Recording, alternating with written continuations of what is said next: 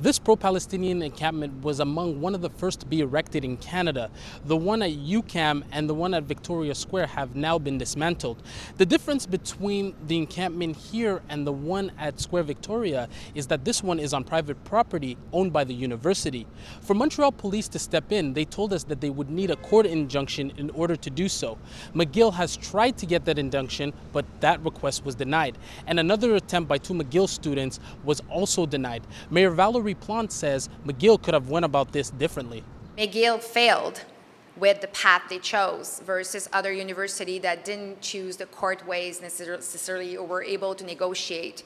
What they have to be accountable for is they chose a legal path that kind of attached them to a certain way to intervention. There's a court, like police officers or not, or the city of Montreal is not going to go against the laws. Earlier in the day, McGill University did put out a statement saying that it was encouraging to see what happened at Victoria Square this morning. But Montreal police say what happened at that encampment doesn't have an impact on what's happening at this encampment. Meanwhile, protesters here say they have a heightened fear that police will be stepping in. This is an intimidation tactic from McGill, but students will stay strong no matter what intimidation tactics they use. We will not move until our demands are met. Students here are more energized than ever. McGill has more pressure than ever. Montreal's Fire Safety Department visited the encampment yesterday to do a fire inspection, but they were denied access. They also came today and were denied access once again.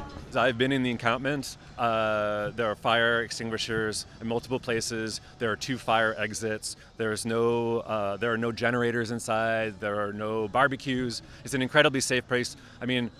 It's about as safe a place in Montreal in fire terms as you can find. The Center for Israel and Jewish Affairs says that it's a good start to see that the encampment at Square Victoria was dismantled, and it's calling on officials to do the same with the encampment here. Protesters say if police do step in, they have plans in place, but they refuse to tell us what those plans are. McGill will be going back to court with another injunction request later this month.